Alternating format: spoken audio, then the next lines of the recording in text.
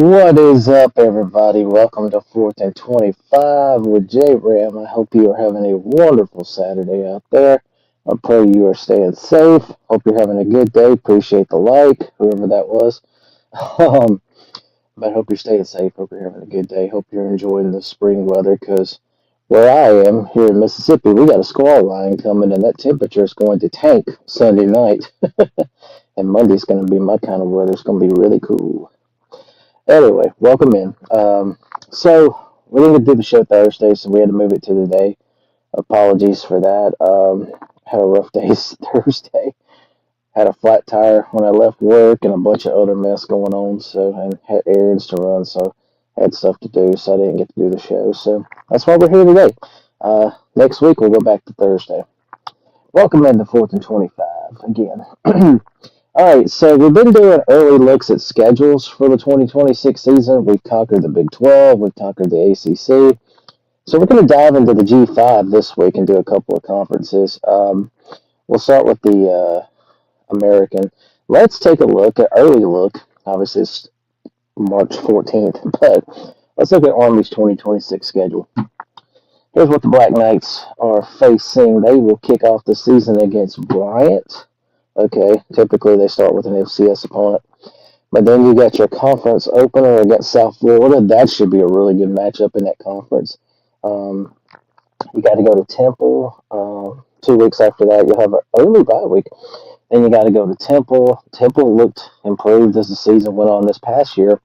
Casey Keeler's got the Owls going in the right direction, so that could be a sneaky trap game, maybe. And then Louisiana Tech, October 3rd in Ruston.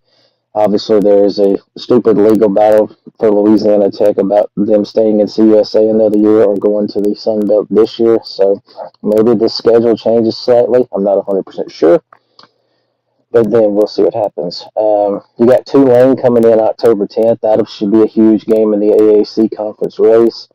You've got Florida Atlantic coming in. Yeah, so four of the first 6 are actually at home at West Point for the Black Knights. And then you got a Friday night game 6 days later at Tulsa. Tulsa's been down for a little while. October 31st, you got to go to Memphis. That should be another potentially big-time game in the conference race. We'll see how Memphis obviously is with the coaching staff change and the players that they've lost since Silverfield went over to Arkansas. The following week, you've got Air Force coming in. Obviously, that's a big deal. The Service Academy games, some of my favorite games, the Commander-in-Chief Trophy. So Air Force coming in November 7th. That'll be huge. You got your second bye week. You got your other bye week. And then you've got to go. Then you got East Carolina at home again. At home. And then you go to Rice on Thanksgiving weekend. And then, of course, the Army-Navy game December 12th. That game is in East Rutherford, New Jersey this year. It will be at the Giants Stadium. Of course, if you don't like Army-Navy, I don't know what's wrong with you. Of course, Army-Navy is a non-conference game, even though they're both in the American. It does not count in the American standings. So one thing that jumps out here is let's see, 6 home games, pretty even. 6 home games, 5 away, and then, of course, the neutral site game. Some big conference games, though. You see South Florida on there. You see Tulane on there. You see Memphis on there. East Carolina. So should be some big games for the Black Knights this coming season. All right, moving on. We go in alphabetical order. Let's look at Charlotte, the Niners, who were terrible last year. They were horrible to watch. They were bad. I think they were 1-11 maybe. But here's what Charlotte has. They'll open up with the Citadel. Okay. Then they go to Ole Miss September 12th. That ain't going to be fun. Then they go to App State September 19th. That's probably not going to be fun. You've got the Raging Cajuns of UL Lafayette coming in September 26th. Okay. Don't know what they're going to be like, obviously. Conference opener is Memphis October 3rd. Okay. That's new. Then you go to North Texas. That is October the 10th. North Texas, of course, this past year, runner-up in the conference with a great team. But that coach, that quarterback, that running back, and so many good players from that North Texas team are gone to Oklahoma State. So who knows what they'll be like with Will Brown. I'm sorry, Neil Brown coaching at North Texas. Then you go to Temple. Okay. Then after an off week, you've got a Friday night game with Tulane coming in on October 30th. That's probably not going to be fun. At UAB, you got East Carolina. Who knows what UAB will be like? At Tulsa. And then, of course, finale is against Navy. That is at home. So whoever did this schedule for Charlotte, this design with the cartoon like sketch drawouts of the logos, this is actually pretty creative. So shout out to Charlotte for designing the schedule like this. I love the layout, the concept theme. It's pretty neat. It looks like a little kid did it. I mean, I actually think it's kind of cool. So this is the Charlotte 49ers 2026 schedule. All right, let's look at another team that had a solid 2026 season. The East Carolina Pirates. I know they're going to undergo some changes because their quarterback left. He went to Illinois, and their offensive coordinator, I believe, is at Ole Miss now. So let's look at the Pirates. They open up at Alabama. Oh, gosh. Have fun with that. Then you play a regional foe, Appalachian State, on September 12th. Could be a good game. Got to go to Old Dominion, who was very improved last season, but they lost a QB to the portal. I don't know what they're going to look like. But anyway, at Old Dominion, you've got NC Central coming in, and then you've got a bye week, and then it's time to jump into conference play for the Pirates. They'll jump in with Rice, who, by the way, runs the option now. If you've not seen Rice, it's a very interesting offense. You're at UAB, that could be a sneaky track game. That's a Thursday night game, too. Following week at Memphis, that could be a good one, big one. Couple of home games with Temple. A Friday game, November 6th, with the USF Bulls coming in, who have a new head coach, Brian Hartline. It should be a good game. And then at Charlotte and at Army in back-to-back weeks. And then you close with FAU. That says November 27th or 28th. That is going to, of course, probably not be announced till later in the actual season. So, anyway, this is what we're looking at for the ECU Pirates, who, had they not lost their quarterback, I think could be a very good favorite to win the conference. But who knows what they're going to look like. All right, moving on. Our next team. Let's go down to Boca Raton and look at FAU, the Owls. They're under a second-year head coach. This is what the Owls will have on their 2026 slate. They'll open up at Florida. Oh, boy. Good luck there as the John Sullivan era begins at Florida. You got your conference opener with Navy. They are coming in September 12th. A really good Navy team. You got FIU coming in, who was improved last year. They made a bowl game, so who knows what Willie Simmons' bunch is going to look like down at FIU. You got a trip to Monroe to play the Warhawks of ULM on the 26th. You've got Texas Southern coming in the following week. You should win that game. And then, of course, it's conference play for the last 7 games. You got to go to Army. That's going to be tough. You got Rice coming in. That'd be a good game. You got to go to North Texas. Huge mystery. UTSA coming in. Usually under Jeff Traylor. They're a tough team. At Tulsa, who knows? South Florida, your arch rival. Okay. And then at East Carolina to close out. Owls went 4-8, I believe, last season. So the goal should be simple for FAU. It's get to a bowl game this year in 2026 for the Owls. All right, another team in this conference who's undergoing a regime change, Memphis. Charles Huff moves up from Hattiesburg after 1 year at Southern Miss. Another guy who apparently loves to jump jobs. Anyway, here's what Memphis has. The Tigers play week 0. They will be in Vegas to play UNLV. This could be a very good game. Who knows, between these two G6 schools, Memphis and UNLV. I've actually got that game circled. That could be a very good week 0 game. Then you've got their home opener with Arkansas State coming in on the 5th. And then you got to go to Boise State, another good G6 matchup. Shout out to Memphis for scheduling some good G6 non-con games. Got to go to Boise. Then you got the UT Martin Skyhawks coming in. Easiest game on the slate. Then you got to go to Charlotte to kick off your conference slate. And then you got UAB coming in. I can guarantee you Memphis has that game circled since UAB beat them last season, upset them. Got to go to Tulane, obviously. That'll be a huge game. Regional rivalry. That'll be a big-time matchup. Then you got back-to-back home games, a Thursday nighter with East Carolina, and then Army on the 31st. Those are some big ones. And then you got back-to-back road trips. A Thursday night trip to Tampa to play South Florida November 12th. That's going to be a good game. That's a big game. And then you got Navy on the road on the 21st, and then you close with Temple. That game will either be the 27th or the 28th, Thanksgiving weekend. So looking at this schedule, two big-time G6 matchups in non-con with UNLV and Boise State. And then you've got the conference games that really jump out like Tulane, Army, South Florida, Navy, and maybe even UAB. All right, so that's Memphis's schedule. Let's take a look at the Navy midshipmen and what they're facing in 2026. They will open up with Towson. Okay, that's what should be a win. Conference opener at FAU. Be careful down there in Boca Raton, Navy. Then you've got a trip to UAB, a Friday night game 13 days later on the 25th. So Navy's got an early off week. Then you got to go to Air Force, obviously, Navy Air Force again. Commander-in-Chief trophy games are always special. Then you've got Tulsa coming in. Got to go to UTSA the next week. That'll be a tough one. You got North Texas coming in. And then you head to October 31st, Notre Dame. Notre Dame Navy, it is at Foxborough Stadium this year, I believe. Let me zoom in real quick on my phone. Yeah, Gillette Stadium. Yeah, Notre Dame Navy, it will be at the Patriots Stadium at Gillette Stadium on October 31st, aka Halloween. Okay, so that's interesting. But then you got Temple at home at your other off week, and then you got Memphis, big game there at Charlotte, and then of course a few weeks later you play Army in East Rutherford, New Jersey.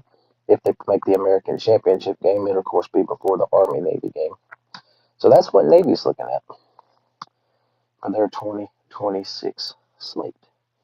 All right, next up, let's take a look at the North Texas Mean Green. This is what they're facing in 2026. Under a new head coach, Neil Brown. Remember the flunk out at West Virginia he had? And a lot of new players. So many good players at this school last year. Of course, went with Eric Morris to Oklahoma State. So it is big time a rebuild in Denton, Texas. Okay, so here's what North Texas opens up with. They'll head to Indiana to play the defending national champions on September 5th. Yes, you heard that right. If that has not sunk in yet, Indiana won the national championship in football. Anyway, to Indiana. And then you come home to play UNLV. So those first 2 weeks, yikes. And then you got Texas State away. Yikes. Very good program. Then you've got Houston Christian coming in. Okay. There could, with the new coach, the new players, a rebuild, there could be a 1-3 start with this team because this first 3 weeks of that schedule are brutal. But then you got Houston Christian. Maybe a little bit of a relief there for the Mean Green.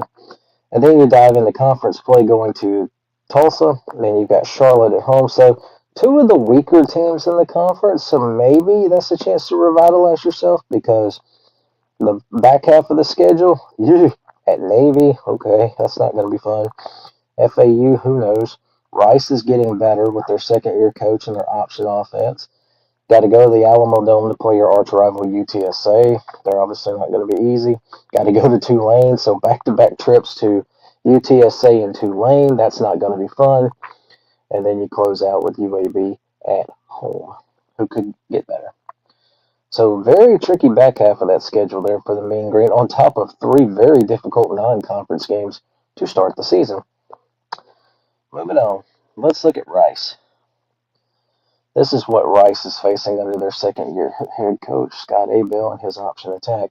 They open with Houston Christian, chance to get some early momentum, get your system more implanted, get a little confidence, because you're going to need it, because the next week you go to Notre Dame. And Notre Dame is, of course, going to be good, and they are right now one of the way too early preseason favorites to win the national championship. So, yikes. Then you've got Western Michigan coming in, the reigning MAC champions, who's got their coach back, they got their running back back, they got their quarterback back. They're going to be really good. And then you got to go to Fresno State. That's not going to be easy. So you better get you a win against Houston Christian because you could be staring 1-3 in the face when you go into conference play. Conference play opens up with the Roadrunners of UTSA coming in. Never say never. It could be an upset. Got to go to East Carolina. That won't be fun. You got Tulsa coming in. Okay. At FAU. Difficult road trip. Who knows? At North Texas again, the biggest mystery in this conference when we get to the fall. Tulane at home. Okay. At Temple. Who knows? And then, of course, their finale is against Army. Good luck with that. So this is what the Owls are looking at under year 2 of the Scott Avil era, however you say that young man, that coach's name.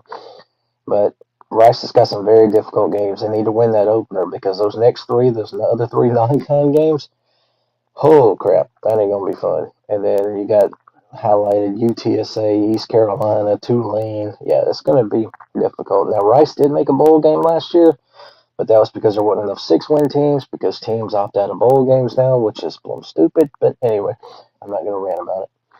Moving on. Let's take a look. Next up, as we go in alphabetical order, let's look at Temple and see what Casey Keeler's got for year 2 of his reign in Philadelphia. Their schedule's a little strange to look at first, but you just have to zoom in. Rhode Island at home, okay. Win. Penn State. Whew. Matt Campbell era, obviously half of Iowa State's team, I think, went with him to Penn State. So they'll be coming into Philly to play Temple. Not going to be fun. Got to go to Toledo, obviously one of the MAC's better programs, which they have a new coach. Conference play then gets rolling with Army coming in, and then at South Florida. So your first 2 conference games, ooh, what a luck of the draw there, sarcastically speaking. You got UConn coming in at the midway point of the season. UConn has gotten better. I like their new coach, Jason Candle. They've been to 2 straight bowl games, back-to-back 9-win seasons. So UConn's not a pushover anymore. You've got Charlotte coming in, maybe the easiest game in the conference, easiest conference foe.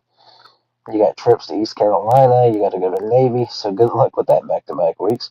Then you got UAB at home. You got Rice at home. That Rice game, I think, is going to be a Thursday night game, if I'm not mistaken. And then you close with Memphis on Thanksgiving weekend, either the 27th or the 28th. But I look at the schedule. Obviously, Penn State highlights the non-con schedule and the trip to Toledo. But you've got Army and USF to start conference play. And then you got a little bit further in there, you got to go to ECU and Navy back-to-back weeks. So Temple's going to earn those battle stripes pretty quickly. All right, let's keep this rolling, shall we? That's Navy. I apologize.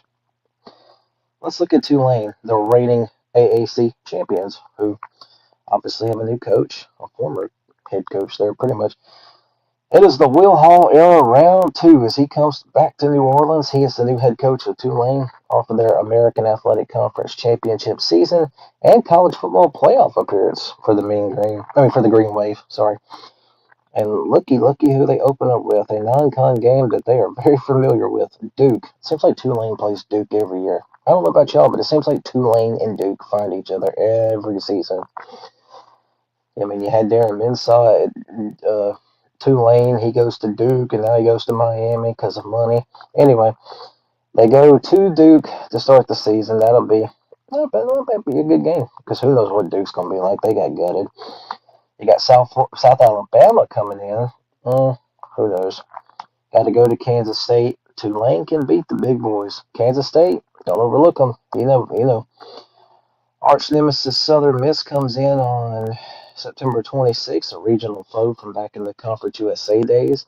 So, looking at this non-con schedule, you've got 2 Power 4 teams and 2 Sun Belt teams. It's not a bad little non-con slate for the Green Wave. I don't know what they're going to look like. They've got a lot of new faces, obviously, with the new staff. But in my opinion, a pretty challenging first month there. So then, when you jump into American play, you got to go to Army. Memphis at home.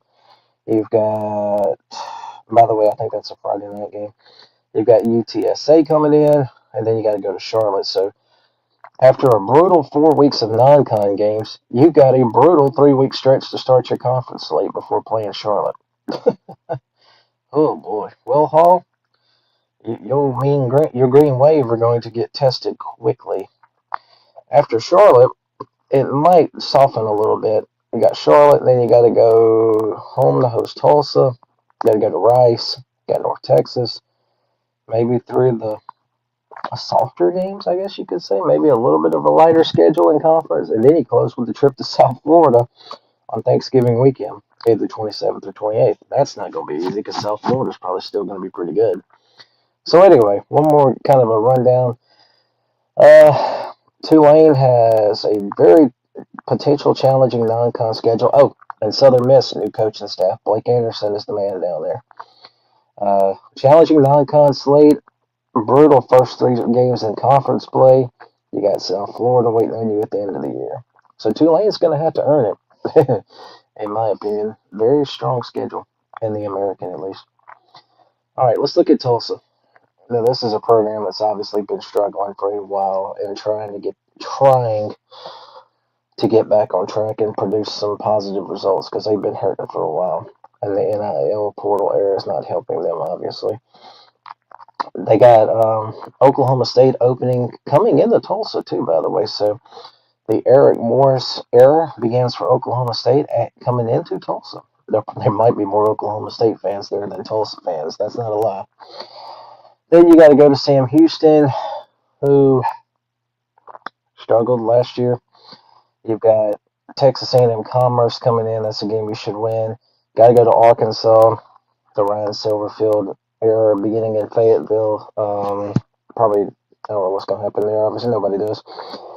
Then you open up conference play. You've got North Texas coming in. That's going to be a Thursday night game. And then you've got trips to Navy and Rice. Yikes. Then you've got Army coming in. Yikes. You got to go to Tulane. Yikes. You got FAU at home, Charlotte at home. So two of the softer, maybe two of the lighter games in the conference. And then you close at UTSA. So this is what Tulsa's looking at. I can't remember the coach's name right off the top of my head, but he's in his second year, and good luck because you've got two Power 4 non-con games. You've got a conference slate that includes the defending champions, the defending runner-up, two really good service academies, and then an always tough UTSA team. So good luck with that. Keeping it going, we'll shift over to Birmingham. We've got UAB. Let's look at what the Blazers under Mortensen. I can't remember his first name, but he's the son of Chris Mortensen, former ESPN guy. Here's what UAB is looking at as we kick off as they get to their 2026 schedule. Got to go to Illinois. Can I just go ahead and put that as a loss? Be funny if they beat them though, because I don't mind seeing Brett Bielema lose. Anyway, you've got Louisiana Monroe at home, winnable. Got to go to Louisiana Lafayette. Never a fun place to play at Cajun Field. Conference play kicks off with Navy coming in. That's not going to be fun. Your other non-con game with Samford, you should win that game. Got to go to Memphis. Never easy. The battle. There's a name for that game. I think it's called the Battle of the Bones or something. You got East Carolina at home. That's going to be tricky. At South Florida, that'll be tricky, of course. Charlotte, chance to get you a conference win. Got to go to Temple. That won't be fun. And then you close out with UTSA at home and at North Texas. So some good games there in the conference slate for the Blazers. And a very difficult non-con opener against Illinois. All right, next up, let's look. We got two more teams to go in this conference before we take a quick breather. Let's look at South Florida. This should be one of the best teams in the league, despite the new coach and the turnover, because he brought some good players with him. It's the Brian Hartline era at South Florida. Here's who they open up with. FIU. Years past, you would give them a win there. But FIU was much better last year, so we'll see what Willie Simmons' team looks like. Conference opener at Army. Ooh, I'm going to circle that one because that's going to be a big game. Again, in this conference race, yeah, that's a big one. Delaware State, okay, you should win that game. Got to go to Bowling Green to play Eddie George and the Falcons. His team, we'll see what they look like. Back to the conference slate, you've got Temple on October 3rd. Okay. October 8th at UTSA. That looks like a Thursday night game. That should be another big one in the conference race. Final non-con game against Kent State, who was very improved last year, but you should win. You got your bye week, and then you close with UAB at home. Should win, maybe. I don't know. At East Carolina, that will be tricky. Memphis, tricky. At FAU, they should be better. And then you close with Tulane. So that should be a big one. That might be a big one when we close the regular season Thanksgiving weekend. So anyway, this is what Brian Hartline is looking at for year one of his era in Tampa. There is the non-con schedule may not blow you away, but there's a bowl team on there, but it's not the toughest probably. But the conference slate at Army, at UTSA, at East Carolina, that those three alone, that's very difficult. And plus, you throw in there, you got Memphis and Tulane coming in, so very interesting schedule for Brian Hartline and the Bulls. Okay, last one for the American. Let's look at the Roadrunners of UTSA. This is what they're facing. Non-con. They open up with the UT Rio Grande Valley. I cannot remember what they're called. I can't remember what they're called. Oh, by the way, this schedule is in Spanish. I just realized something. I am so sorry. All right. So, wow. I just realized that. Holy crap. Hold on. Okay, so Navy plays. Okay. Sorry about that. I just realized this whole thing was in Spanish. Anyway, they open up with UT Rio Grande. They should win. Who's a very young program, by the way. Then you got to go to Texas State, who's in the Pac-12 now. Yes, that is correct. Texas State is a Pac-12 school. Then you got to go to Texas. Yikes. Texas is going to be one of the better teams in the country. You've got Colorado State at home. Okay, so another Pac-12 team in non-con. There might be a path here to start 3-1 though, so maybe there's a path to build some early momentum. Who knows? Or they could fall on their face and be 1-3. Who knows? So you jump into conference play. You got to go to Rice, who's improving. You got Navy coming in. That's going to be a big one. You've got. Wait a minute. Wait a minute.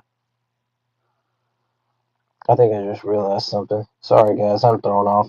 They've got the schedule's got me thrown off. Okay, October 3rd, first conference game. You've got Rice on the road. That's not going to be fun. Then you got a Thursday night game at home against South Florida. That's a huge game in conference. You got Navy coming in. That's a big one in conference. And then you've got to go to Tulane. That's going to be difficult. And you got FAU on the road. I think that's a Thursday night game. I'm not sure. I think so. But then you got arch nemesis North Texas, and then you close out with UAB on the road, and then Tulsa in the finale. It says TBD. That will probably be the 27th or 28th, maybe the 28th. So anyway, non-con, you got Texas, obviously that highlights it. Texas State's not bad, but look at this conference slate. You've got South Florida, you've got Navy both coming in. You got to go to Tulane, you got to go to Rice. So there's some highlights here for Jeff Traylor's club. All right, so I'm going to take a quick break, and when we come back, we'll keep our schedule looking going with the Mountain West, and then we'll dive into a couple of other things on this week's show. I will see y'all in just a second.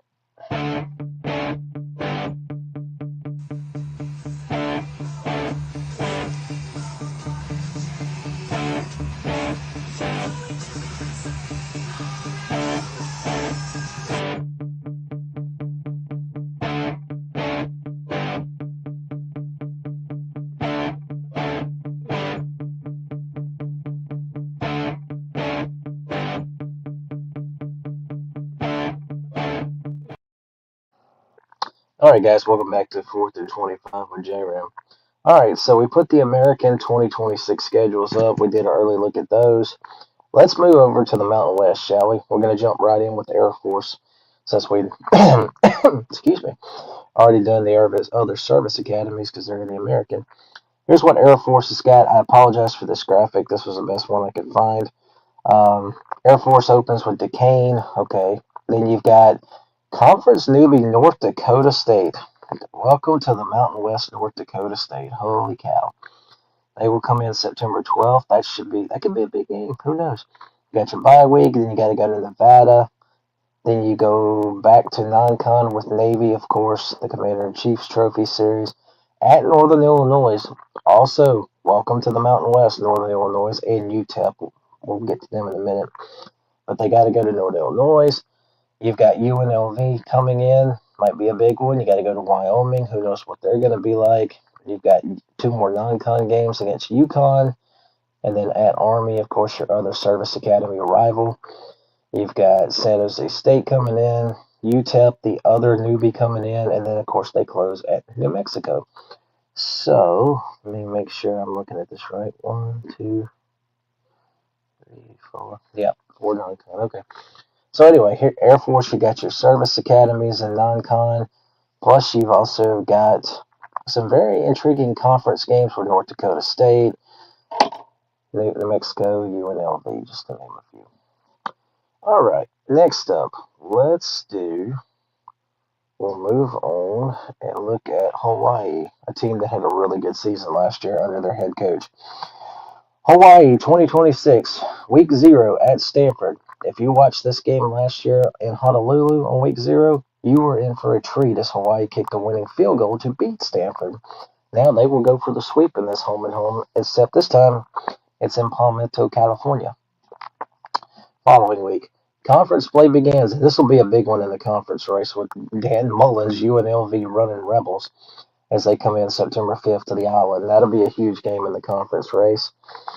You got New Mexico State coming in the following week. Then you go back to conference play at Wyoming 2 weeks later. You have a bye week.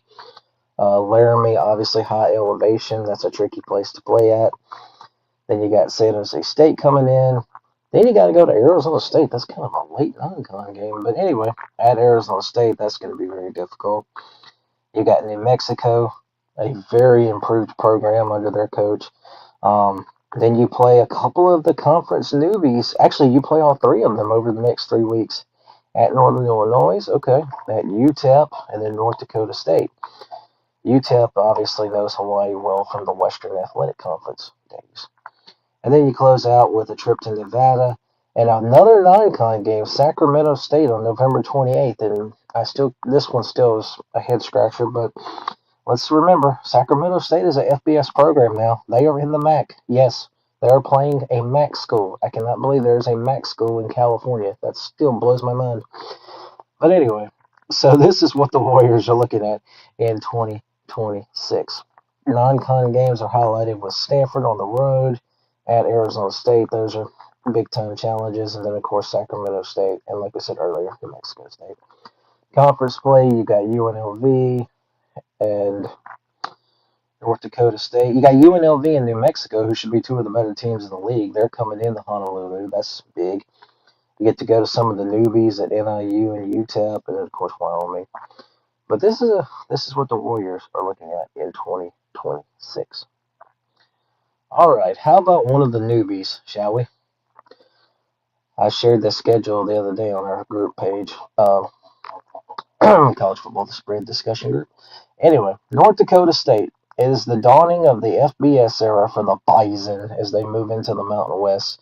This is what the boys from Fargo will be facing in year 1 as an FBS program. They play week 0, as a matter of fact. Jacksonville State, a solid Conference USA school. Jacksonville State comes to the Fargo Dome to kick off the season on week 0. That might be a good game. Who knows? Following week, you've got Fordham from the FCS, and then that conference opener at Air Force. Circle that one. We're going to see how good North Dakota State is in the Mountain West quickly as they face the option attack of Air Force. Then they got to go to Sacramento State. Yes. The Sacramento State, again, who was in the MAC. I still can't get that out of my head. Okay, so they're off next with the following week. And then some really interesting conference games after that bye week. October 3rd, you got Wyoming coming to the Fargo Dome. You've got to go to UNLV against what should be maybe the best team in the league. You've got Nevada coming in, and then you got to go to New Mexico again, who should be really good. That is a very, very challenging 4-week stretch right there in the middle of that schedule. Then after that, you got another newbie, UTEP, coming in.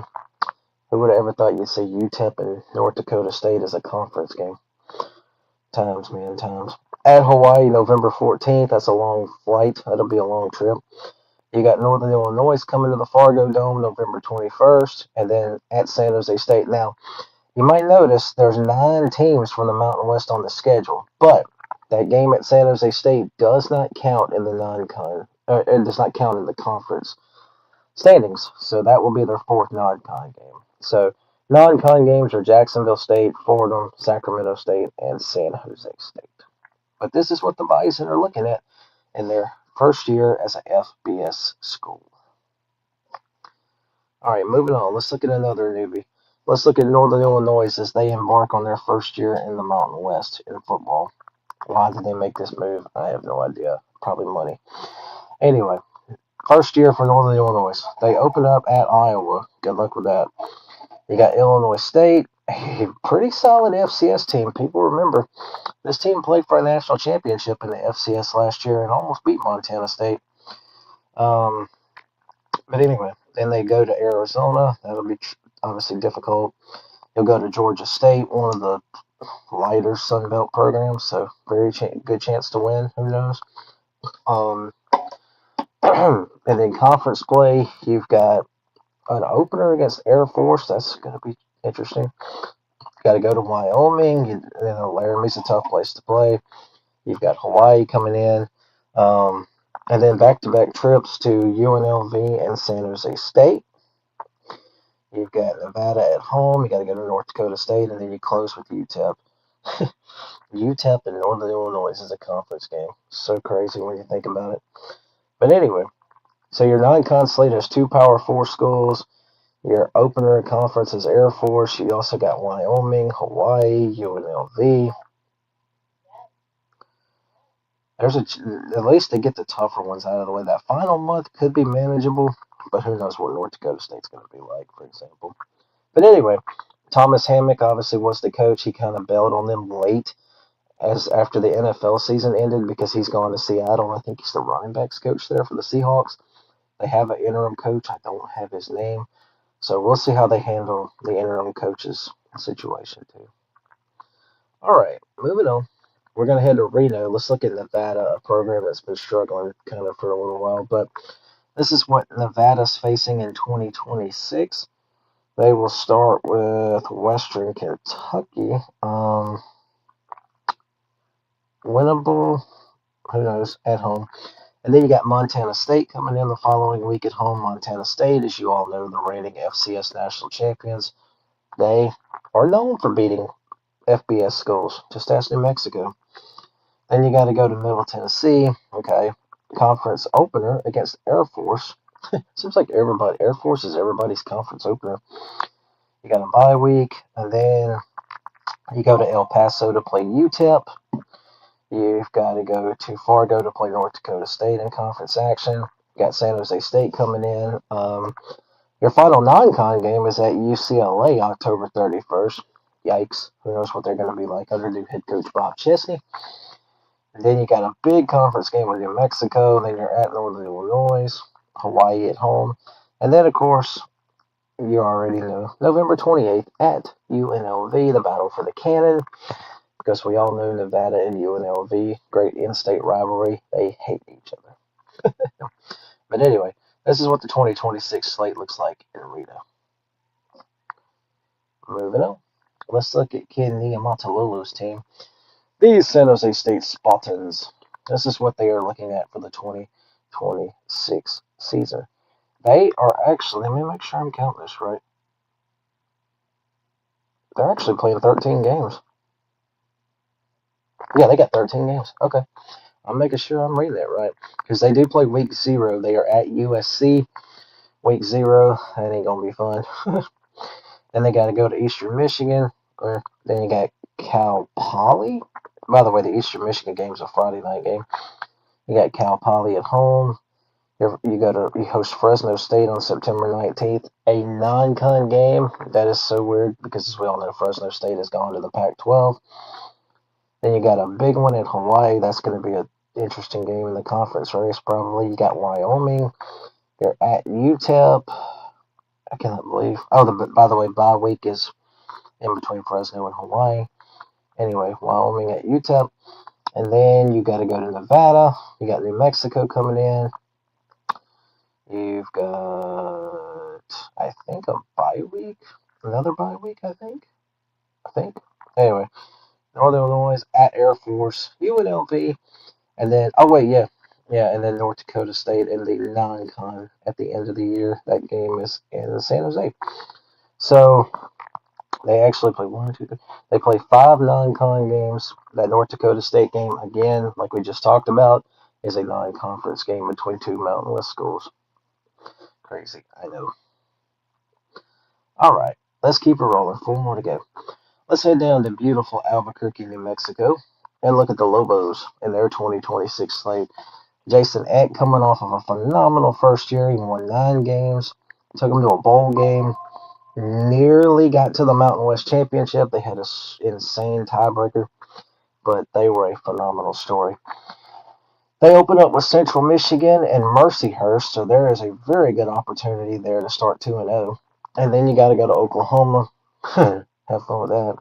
And then the underrated rivalry game, September 26th, the Rio Grande rivalry at New Mexico State. Obviously, the Lobos and the Aggies and state foes, they can't stand each other. Big time rivalry game there. And then you play another one of your regional rivals, October 3rd. You got UTEP coming to Albuquerque. An off week. Then you go to Honolulu to play Hawaii. You've got North Dakota State coming in. Trip to San Jose State, tricky place to play sometimes. At Nevada, November 14th. Circle that one because as far as the conference race goes in the Mountain West, UNLV and New Mexico, I've got that one circled on my radar as a potential game to watch in the race. At Wyoming, and then, of course, Air Force to close out the slate. But we'll see what year 2 brings for Jason Eck and the Lobos. They had a great first year. Can they keep it going? There's a very good, manageable non-con slate outside of Oklahoma. And then that conference slate, obviously the trip to Hawaii is going to obviously be very challenging. UNLV, Air Force, but very good potential slate here for the Lobos. Keep an eye on them in 2026. All right, moving on. 3 more to go. Let's head to Vegas and obviously look at what Dan Mullen's crew is bringing in. Here's the UNLV 2026 slate. This might be the favorites in the conference preseason. I'm not sure. Week 0, Memphis coming in. That's going to be a good one, I think, in the non-con slate. Not a bad G6 matchup, Memphis, UNLV. Conference play gets rolling against Hawaii the following week, and then you got North Texas come on the road. So that's 3 straight road games, actually. Yeah, at Hawaii, at North Texas. You got an off week, and then you head to Akron. They have 2 off weeks considering they play week 0. Akron struggling, but they've gotten better. But UNLV probably will be favored in that game if I had to guess. You got Cal coming in another non-con game. That's early October. Yeah, October 5th. UNLV and Cal played not too long ago in the LA Bowl and actually won that game. But Cal's improved. We'll see. Another big conference game. One of the newbies, North Dakota State, coming in. Got the trip to Air Force. You got Northern Illinois coming in. Northern Illinois and UNLV does not sound like a conference game, but here we are. You got Wyoming at home, trips to New Mexico and San Jose State, and then, of course, they close out with their arch nemesis, Nevada. All right, so Mullen's slate, obviously Memphis and Cal highlight the non-con portion of it. And then in the conference slate, Hawaii on the road, New Mexico on the road. Those are going to be difficult, but big time matchups. And we'll see how North Dakota State and Northern Illinois handle going out to Vegas. All right, 2 more. All right, our final new school in the Mountain West. Let's look at UTEP, a struggling program who is trying to get back to some sort of relevance amongst the G6. So, Scotty Waldron, or how do you say his name? Scotty. Anyway, UTEP's got a second-year coach. They open up in Oklahoma. Yeah, ouch. You got Texas Southern at home, a chance to kind of recoup there. And then you got to go to Michigan. Oh, my God. And then you got Oregon State at home, who's obviously struggling. They have a new coach. Good thing you got Texas Southern sandwiched in between Oklahoma and Michigan, at least. And at least you're getting paid good to play Oklahoma and Michigan, because that's about the only good thing about playing those two. Oregon State at home, who knows? And then you get into conference play with arch nemesis New Mexico. That is on the road in Albuquerque with well, not nemesis, but a regional foe. Um, you got Nevada and San Jose at home. Maybe those are winnable. Who knows? Got to go to the Fargo Dome to play the Bison. And then you got Hawaii and Wyoming coming into El Paso before closing at Air Force and in Northern Illinois. So, this is what year one brings for the Miners in their Mountain West debut. Best chance at non-cons for 2-2, obviously, but maybe 1-3. But that conference slate going to Albuquerque, going to Fargo, going to Air Force, and NIU. At least you get Hawaii at home, and you got some other home games there that could be very winnable. We shall see. All right, last one, last schedule. The boys with the high elevation, Laramie, Wyoming. Let's look at what the Wyoming Cowboys have for their 2026 schedule. Opening up at Colorado State, the battle for the boot. Yes, that is a non-con game now because, again, unless you live under a rock, Colorado State has left the Mountain West. They are in the Pac-12 now, the reborn Pac-12, I guess you could say. Anyway, at least the rivalry game's continuing for the boot. And then Northern Colorado, chance to win a game. At Central Michigan, could be winnable. Who knows? Conference opener, you got Hawaii on September 26th. That's probably a big game. And they actually play for a trophy, too. I'm going to have to look that up. Then you got to go to Fargo to play North Dakota State. Got to go to San Jose, so a couple of interesting road games. Northern Illinois comes to Laramie on the 17th. You've got Air Force coming in. Should be a good game in the race. Got to go to UNLV. That's going to be difficult, very difficult. At UTEP, and then you close with a couple of home games. You got New Mexico. Could be another telling one in the conference race, maybe. And then your final non-con game is you play UConn November 28th. So getting to close with a non-con game there. So anyway, this is what the Cowboys are looking at for the 2026 schedule. All right, guys. So that's been fun. So that's the non-con slate. Real quick, I don't have a lot of news and notes to talk about. Look, obviously spring practice is going on. Some schools have started spring practice. I don't do a lot with spring ball, but if something interesting does come out, I will talk about it. So I'm going to talk about one quick story that happened back earlier this month on March the 6th.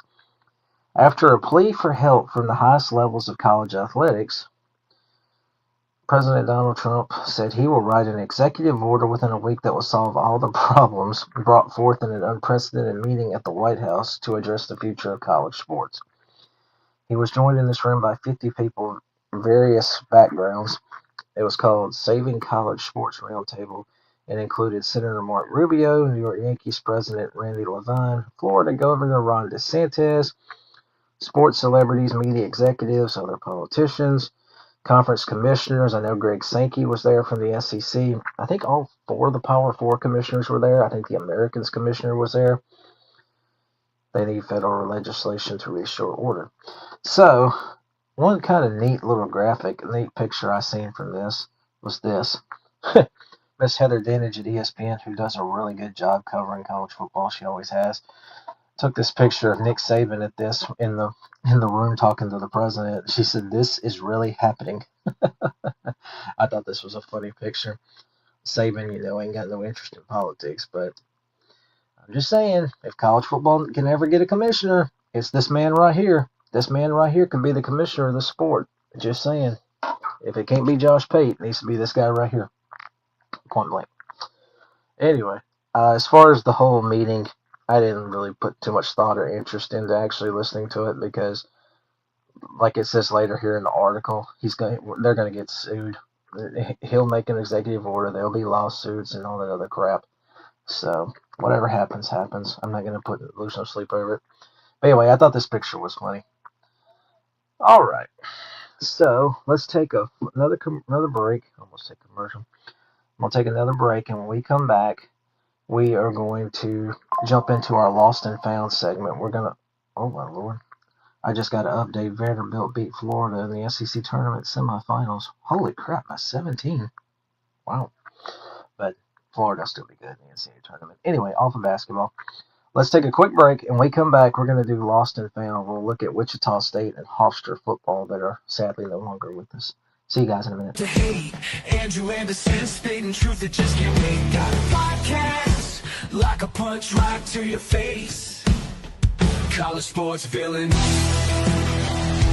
taking it over the place. I bring the facts whether you like it or not. Dropping truth bombs, giving it all I got. They call me a villain. Well, I wear that badge with pride. Nothing but secrets they try to hide. Hard rock in my veins, rebellious to the core. I won't back down, won't take it anymore. The bad guy of the podcast world, that's me.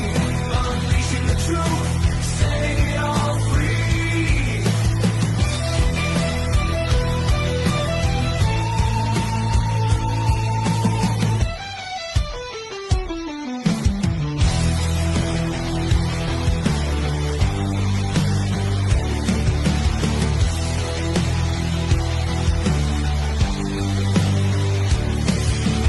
Unleashing the truth.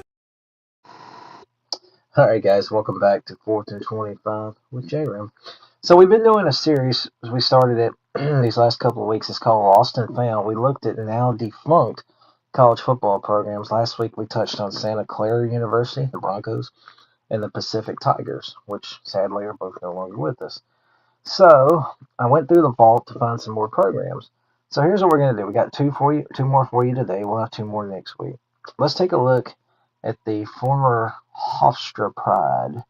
This is Hofstra football. They were in the Atlantic 10. They were an FCS program. Here's one look at their stadium that I was able to find, their old football field. This school, let me pull it up here. Okay, so this program started in 1937. It lasted to 2009. It was 72 years of existence. Their last stadium was James M. Stewart Stadium. It had about a 15,000 seat capacity. Now, I don't know if this stadium is still there. It might be. They just might have it for other recreational use.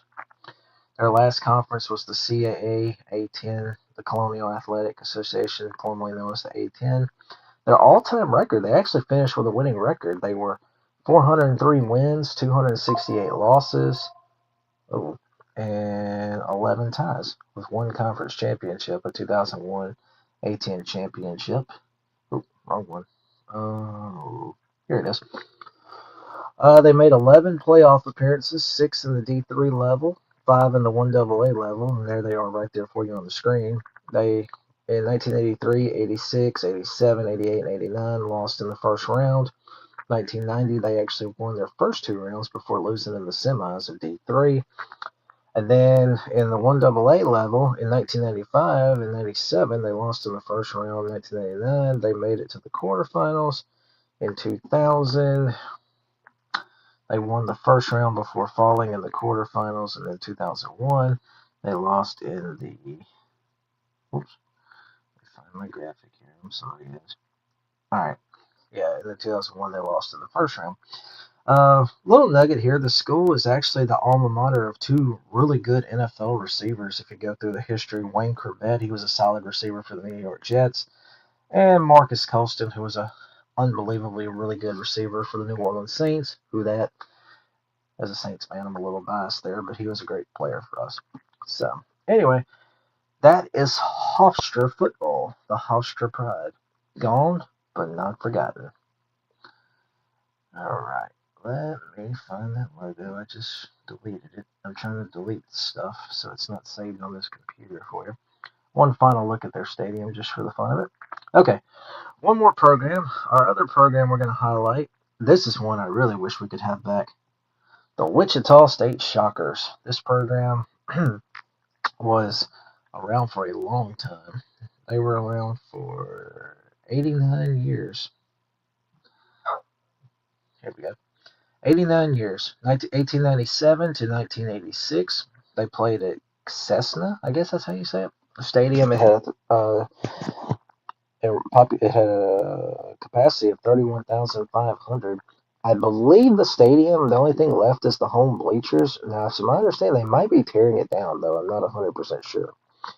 Last conference was the Missouri Valley in 1985. They finished, sadly, with a losing record, 375 wins, 402 losses, 47 ties.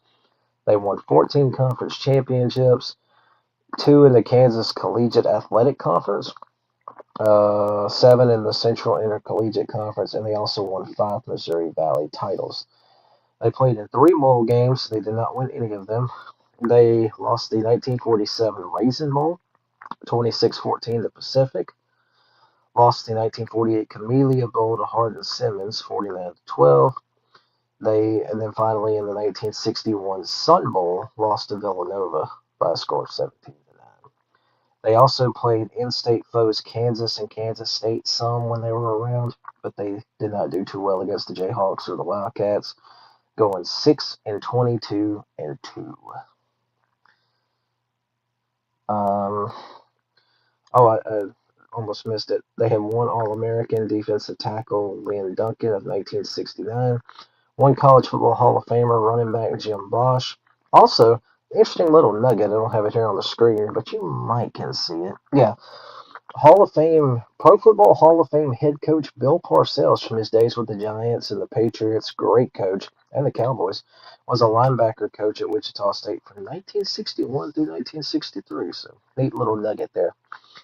And then a little bit more of a sadder thing, but this school obviously was tragically known for a plane crash. October 2nd, 1970, a plane that crashed was carrying about half of the football team on their way to play a game against the Utah State Aggies.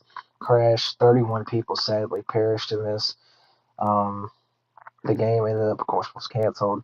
And then the Utah State football team, out of respect, held a memorial service at the stadium where the game was to have been played.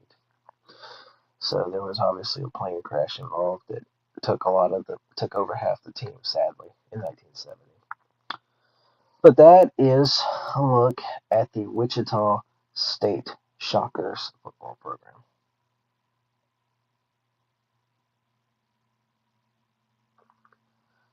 Oh, sorry about that. There's actually a modern version of this helmet. I think I've seen it before, and it looks really cool. So I think they even looked at one time possibly bringing the program back, but I guess it fell through, though, unfortunately. Anyway, Wichita State football, gone but not forgotten. Never say never. Maybe something will change.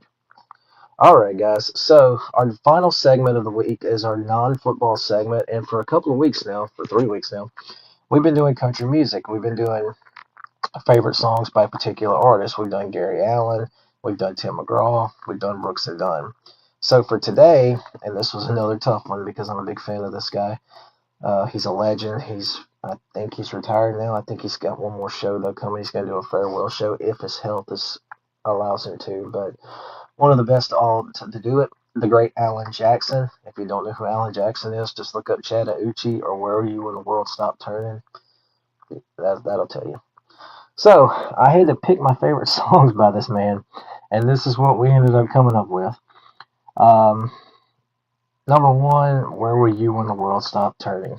If you don't know that song, please look it up.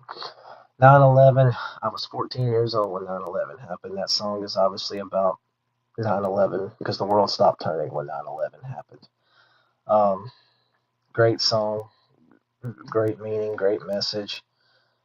Makes you think. But it hits you in the feels. Really big time, great song. He almost didn't even release this song because he didn't want to be seen as taking advantage of the tragedy.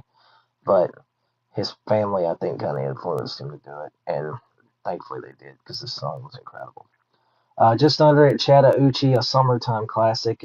A fun song that never gets old. Remember When, a very sweet, very good tune. It pulls on your heartstrings, especially when you see the older couples as they look back on their life together. It's really special. It's 5 O'Clock Somewhere, his duet with Jimmy Buffett, a great party anthem if you're a partier. Drive, I don't know how big of a hit this was for him, but I love this song. It's a great story about growing up and his dad letting him drive his boat or truck. Really good song. Gone Country, early 90s hit, come on. Who's Cheating Who? I like the song. The music video is quite hilarious because it's got NASCAR drivers in it too and a monster truck. So, some of my favorite stuff. Murder on Music Row. Great duet with George Strait. Don't many people talk about this song, but they did the song as kind of referring to what's happened, what at the time, what had happened when traditional country had kind of not been taken down off the radio. Don't Rock the Jukebox, great tune, great beat, and then finally Living on Love, great message to that song as well. So anyway, this is my Alan Jackson favorite songs. And as always, my number one is going to get a special picture real quick of it. Where were you when the world stopped turning? All right. Well, guys, I appreciate y'all. We actually had more numbers this week than I thought I was going to because we usually do this on Thursday, but we had to postpone it due to some situations. All right. So, as always, before we close out, I'm going to give you a Bible verse. This comes from Esther 4:14. For if thou altogether holdest thy peace at this time, then shall their enlargement and deliverance arise to the Jews from another place. But thou and thy father's house shall be destroyed. And who knoweth whether thou art come to the kingdom for such a time as this? A big old verse. All right, guys, I appreciate y'all so much. That's it for today. I'll be back next week. Lost and Found, we will cover the Gonzaga Bulldogs and their football history. And I was trying to think of another school. Oh, Long Beach State. Yeah, we'll look at Long Beach State football history, and we'll look at Gonzaga. So a couple more West Coast schools that sadly don't have football anymore. Um, was going to do the Conference USA and Sun Belt schedules, but the Sun Belt and Conference USA are in this legal battle over Louisiana Tech. Louisiana Tech is leaving to go to the Sun Belt, if you don't know this. The release said no later than 2027, but they're trying to negotiate with CUSA so they can go ahead and go, which they should let them go, in my opinion. Because if you don't want to be in Conference USA, then let them go so they can get out of there. But anyway, so that's kind of in the flux. We're probably going to hold off on that. We'll probably just go ahead and do SEC next week. We'll look at the 2026 SEC schedules and Lost and Found. If any big news comes out, we'll talk about that. And plus, we'll do another singer on our non-football segment, our favorite songs by that singer. Probably going to do Lainey Wilson, so because my wife loves Lainey Wilson, she's going to help me out with that. All right, guys. Again, thank y'all so much for watching. We got the double-digit viewers. That's awesome. I appreciate you guys. Thank you for your support. Stay safe out there. May the Lord bless you. He blessed me so much more than I'll ever deserve. Thank you, God. Appreciate y'all. I love y'all. Y'all have a wonderful day. Stay safe out there. God bless.